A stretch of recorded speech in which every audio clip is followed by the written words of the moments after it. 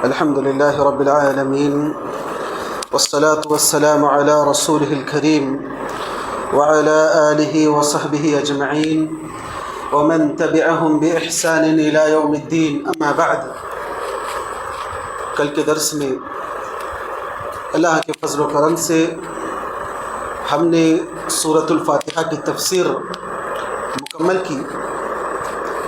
آج کے درس میں آپ کے سامنے انشاءاللہ سورۃ البقرہ کی شروع کی چند آیتوں کی تفسیر بیان کی جائے گی. سورۃ البقرہ، اس کا نام سورۃ البقرہ اس لیے رکھا گیا ہے کیونکہ اس سورت کے اندر ایک واقعہ بیان کیا ہے اللہ رب العالمین نے، اور اس واقعے میں بقرہ یعنی گائے کا ذکر آیا ہے. اس وجہ سے اللہ رب العالمین نے اس کا نام سورۃ البقرہ رکھا ہے. اس سورت کی ابتدا ہوتی ہے الف لام میم. آپ نے دیکھا ہوگا کہ قرآن کریم کی بہت ساری صورتیں ایسی ہیں جن کے شروع میں، اسٹارٹنگ میں، جن کی ابتدا میں اس طرح کے الفاظ آئے ہیں. کہیں الف لام میم، کہیں ہے الف لام را، کہیں ہے کاف ہا یا عین صاد، کہیں ہے الف لام میم صاد یاسین. اس طرح کے الفاظ آئے ہیں. اس کا کیا مطلب ہے؟ مفسرین کرام نے، اہل علم نے اس کی تفسیر میں لکھا ہے. دو اقوال ہیں. پہلا قول تو یہ ہے کہ اس کا علم صرف اللہ رب العالمین کو ہے. پہلا قول یہ ہے کہ اس کا علم صرف اللہ رب العالمین کو ہے. اور دوسرا قول یہ ہے کہ اللہ رب العالمین نے سورتوں کے شروع میں اس طرح کے حروف بیان کر کے انسان کو یہ بتایا ہے کہ یہ قرآن کریم جو ہے جس کو ہم پڑھتے ہیں، یہ قرآن کریم انہی حروف سے مل کر بنا ہے. یہ قرآن کریم انہی حروف سے مل کر بنا ہے. وہی حروف جو اہل عربی زبان بول چال میں استعمال کیا کرتے تھے. عربی زبان بولنے کے لیے جو حروف استعمال کیے جاتے ہیں، انہی حروف کو استعمال کر کے اس قرآن کریم کو اللہ رب العالمین نے نازل کیا. یہ اللہ رب العالمین کا کلام ہے، اور انہی حروف کو استعمال کر کے اللہ رب العالمین نے عربی زبان میں اس قرآن کریم کو نازل کیا، چیلنج کرنے کے لیے کہ جو حروف تم استعمال کرتے ہو اسی حروف میں اس قرآن کریم کو میں نے نازل کیا ہے. تو اگر تمہیں اس قرآن کے نازل ہونے میں شک ہے، تمہارے اندر شک پایا جاتا ہے، شبہ پایا جاتا ہے، تم نبی کریم صلی اللہ علیہ وسلم پر الزام لگاتے ہو کہ یہ قرآن نبی کریم صلی اللہ علیہ وسلم نے اپنی جانب سے گڑھ لیا ہے، اگر تمہارے اندر شک ہے اور تم اس قرآن کو اللہ رب العالمین کی جانب سے اتری ہوئی کتاب نہیں سمجھتے ہو، تو پھر اس جیسی کوئی کتاب بنا کے لا کر دکھاؤ. اس لیے اللہ رب العالمین نے یہ حروف سورتوں کے شروع میں بیان کیے ہیں. تو اس بات کو ذہن میں رکھیے، اس کا علم ہونا چاہیے کہ الف لام میم کا کیا مطلب ہے. اس کے بعد اللہ رب العالمین نے فرمایا ذالک الکتاب لا ریب فیہ، یہ ایسی کتاب ہے جس میں ذرہ برابر بھی شک نہیں ہے. شک ہم اپنی زبان میں بھی استعمال کرتے ہیں، اور عربی زبان کا ہی یہ لفظ ہے.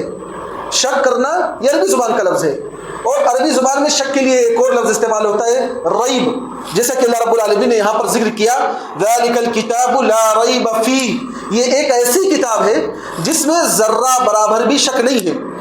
لیکن ریب میں ایک چیز پائی جاتی ہے، اور وہ ہے تہمت لگانا، شک بھی کرنا اور شک کے ساتھ ساتھ تہمت لگانا. مشرکین مکہ جو تھے وہ آپ صلی اللہ علیہ وسلم پر شک بھی کیا کرتے تھے، قرآن کریم پر شک کرتے تھے، نبی کریم صلی اللہ علیہ وسلم کی نبوت اور رسالت میں شک کیا کرتے تھے، اور تہمت لگاتے تھے کہ نبی کریم صلی اللہ علیہ وسلم نے اس قرآن کو اپنی جانب سے گڑھ لیا ہے اور اپنی جانب سے بنا لیا ہے. حالانکہ وہ آپ صلی اللہ علیہ وسلم کو اچھے طریقے سے جانتے تھے، لیکن سرکشی کی وجہ سے جان بوجھ کر اپنے آبا و اجداد کے دین کو وہ چھوڑنا نہیں چاہتے تھے. اس وجہ سے آپ صلی اللہ علیہ وسلم پر تہمتیں لگایا کرتے تھے. تو اسی لیے اللہ رب العالمین نے فرمایا ذالک الکتاب لا ریب فیہ، یہ ایک ایسی کتاب ہے جس میں ذرہ برابر بھی کوئی شک نہیں ہے. اس کتاب کو چھوڑ کر دنیا کی کوئی بھی کتاب اٹھا کر دیکھ لیجیے آپ، اس میں کوئی نہ کوئی کمی، کوئی نہ کوئی نقص یا کوئی نہ کوئی خرابی موجود ہوتی ہے. کہیں لفظ کی زیادتی ہو جاتی ہے، کمی ہو جاتی ہے، کہیں کچھ باتیں آگے پیچھے ہو جاتی ہیں. اسی لیے آپ نے دیکھا ہوگا بہت سے رائٹر جو ہوتے ہیں، کتاب لکھنے والے، تعریف کرنے والے، وہ کتاب کے شروعات میں یا آخر میں اس بات کو لکھ دیتے ہیں کہ اگر پڑھنے کے دوران آپ کو کوئی غلطی نظر آئے تو ہمیں آگاہ فرمائیں، ہمیں بتا دیں اس میں یہ غلطی ہے، تاکہ اگلے ایڈیشن میں جب اس کی چھپائی ہو تو اس کی اصلاح ہو سکے، اس کی تصحیح ہو سکے، اس کو صحیح کیا جا سکے۔ لیکن اللہ رب العالمین نے کیا کہا اس قرآن کے شروع میں؟ ذالک الکتاب لا ریب فیہ، یہ ایک ایسی کتاب ہے جس میں ذرہ برابر بھی کوئی شک نہیں ہے، کوئی غلطی ہے ہی نہیں۔ تم پورا قرآن پڑھ لو۔ آج کل چھوٹے موٹے لوگ جن کو عربی زبان بھی نہیں آتی، وہ قرآن کریم پر اعتراض کرتے ہیں، قرآن کریم پر سوال اٹھاتے ہیں کہ ایسا کیوں ہے، ویسا کیوں ہے۔ حالانکہ آپ نبی کریم صلی اللہ علیہ وسلم کی زندگی کا مطالعہ کیجئے، آپ پائیں گے کہ اس وقت بڑے فصیح اللسان لوگ موجود تھے، ایسے ایسے لوگ موجود تھے جو عربی زبان پر پورا کنٹرول رکھتے تھے، پوری دسترس انہیں حاصل تھی۔ ان میں سے کسی نے بھی قرآن کریم پہ سوال نہیں اٹھایا۔ وہ نبی کریم صلی اللہ علیہ وسلم پر سوال کیا کرتے تھے، آپ صلی اللہ علیہ وسلم کی نبوت میں شک کیا کرتے تھے، لیکن قرآن کریم میں کوئی غلطی ہو اس پر کسی بھی عربی زبان کے ماہر نے نبی کریم صلی اللہ علیہ وسلم کے زمانے میں یا بعد کے زمانے میں کسی نے سوال نہیں اٹھایا۔ یہ آج کل کے لوگ ہیں جو چھوٹے موٹے لوگ ہیں، اپنی صلاحیت جھاڑنے کے لیے قرآن جیسی عظیم الشان کتاب پر سوالیہ نشان کھڑے کرتے رہتے ہیں۔ اللہ رب العالمین نے فرمایا ذالک الکتاب لا ریب فیہ ھدی للمتقین، یہ ایک ایسی کتاب ہے جس میں ذرہ برابر بھی کوئی شک نہیں ہے، اور یہ کتاب متقی پرہیزگار لوگوں کے لیے ہدایت کا ذریعہ ہے۔ اس کے لیے متقی لوگوں کے لیے ہدایت کا ذریعہ ہے۔ قرآن کریم پڑھنے والے دو طرح کے لوگ ہوتے ہیں۔ ایک قرآن کریم کو کھولتا ہے اس لیے کہ وہ اللہ رب العالمین کے احکامات کو جان سکے، اس لیے کہ وہ قرآن کریم کو پڑھ کر نصیحت حاصل کر سکے، اس لیے کہ اس کو ہدایت کا راستہ مل سکے۔ لیکن ایک آدمی کھولتا ہے قرآن کریم کو پڑھنے کی نیت سے نہیں، قرآن کریم میں اللہ رب العالمین کو کے احکامات کو جاننے کی نیت سے نہیں، اس میں عیب نکالنے کے لیے، اس میں نقص اور کمی نکالنے کے لیے، تاکہ وہ لوگوں کے سامنے بیان کر سکے۔ ایک ایسی آیت اس کو مل جائے جس کے ذریعے سے وہ قرآن کو بدنام کر سکے، مسلمانوں کو بدنام کر سکے۔ تو ایسے لوگوں کے لیے قرآن ہدایت کا ذریعہ نہیں ہے۔ اللہ رب العالمین نے فرمایا ھدی للمتقین، یہ تو متقی لوگوں کے لیے یعنی اللہ سے ڈرنے والوں کے لیے ہدایت کا ذریعہ ہے۔ آپ نے دیکھا ہوگا کتنے سارے ایسے لوگ ہیں جنہوں نے قرآن میں کو پڑھا لیکن قرآن میں کمی نکالنے کی نیت سے پڑھا، وہ گمراہ تھے، گمراہ رہے۔